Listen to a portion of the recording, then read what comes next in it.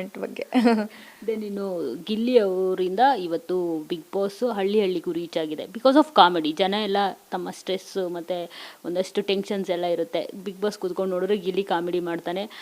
ಅಶ್ವಿನಿ ಅವರ ಜಗಳ ಏನಿದೆ ಅದು ಸಂಪತ್ತಿಗೆ ಸವಾಲ್ ಥರ ಇದೆ ಅನ್ನೋ ರೀತಿಯಲ್ಲಿ ಚರ್ಚೆಗಳಾಗ್ತಾ ಇತ್ತು. ಜನ ಸಿಕ್ಕಾಪಟ್ಟೆ ಎಂಜಾಯ್ ಮಾಡ್ತಾಯಿದ್ರು. ಇವತ್ತು ಗಿಲ್ಲಿಯಿಂದನೇ ಇಷ್ಟೊಂದೆಲ್ಲ ರೀಚ್ ಆಗ್ತಿದೆ ಅಂತ. ನಾವು ನಾವು 1 hour ಕಾಮಿಡಿನ ನೋಡಿದ್ವಿ, ನೀವು 24 hour ಕಾಮಿಡಿನ ನೋಡಿ. ಎಷ್ಟು ಸ್ಪಾಂಟೇನಿಯಸ್ ಆಗಿ ಅವ್ರು ಕಾಮಿಡಿ ಮಾಡ್ತಾರೆ. ಮತ್ತು ನೀವು ಪರ್ಸ್ನಲಿ ಕಾವ್ಯ ಅವ್ರು ಎಷ್ಟು ಎಂಜಾಯ್ ಮಾಡಿದ್ದಾರೆ ಅಂತ. ನಾನು ತುಂಬ ಎಂಜಾಯ್ ಮಾಡ್ತಿದ್ದೆ, ತುಂಬ ಸ್ಪಾಂಟೇನಿಯಸ್ ಆಗಿ.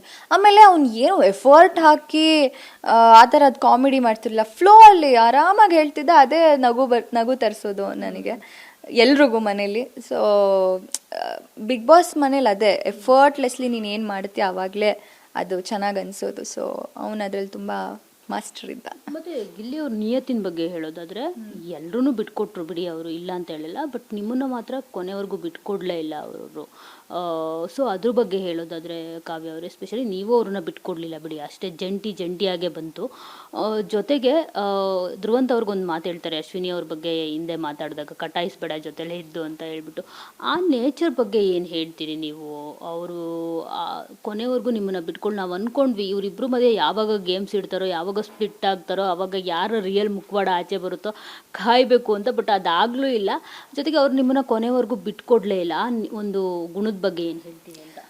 ಆ ಫ್ರೆಂಡ್ಶಿಪ್ ನಮ್ಮ ಕೊನೆವರೆಗೂ ಸೀಸನ್ ಮುಗಿಯೋವರೆಗೂ ಅದು ಹೆಂಗೆ ಕ್ಯಾರಿ ಆಗಿದೆ ಅನ್ನೋದಕ್ಕೆ ರೀಸನ್ನು ಐ ಥಿಂಕ್ ಇಬ್ಬರಲ್ಲೂ ಇದ್ದಂಥ ಒಂದು ಆ ಮೆಚ್ಯೂರಿಟಿ ಅಂತ ಅನಿಸುತ್ತೆ. ಮತ್ತು ನಂದು ಸೇಮ್ ಮೈಂಡ್ಸೆಟ್. ಇವಾಗ ನಾನು ಯಾರ ಜೊತೆಲೂ ಇದ್ದೀನಿ ಅಂದರೆ ಹಿಂದೆ ಒಂದು ಮುಂದೆ ಒಂದು ನನಗಿಷ್ಟ ಆಗಲ್ಲ, ಏನೇ ಇದ್ರೂ ಡೈರೆಕ್ಟಾಗೇ ಹೇಳ್ತೀನಿ.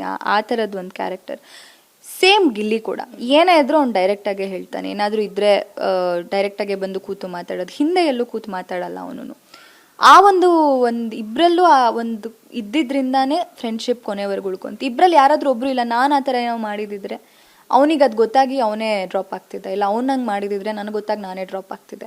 ಇಬ್ರಿಗೂ ಗೊತ್ತಿತ್ತು ದಟ್ ಇಬ್ಬರು ಆ ಥರದ್ದು ಮಾಡಲ್ಲ ಅಂತ. ಹಾಗಾಗಿ ಆ ಫ್ರೆಂಡ್ಶಿಪ್ ಕೊನೆವರೆಗೂ ಉಳ್ಕೊಂತು.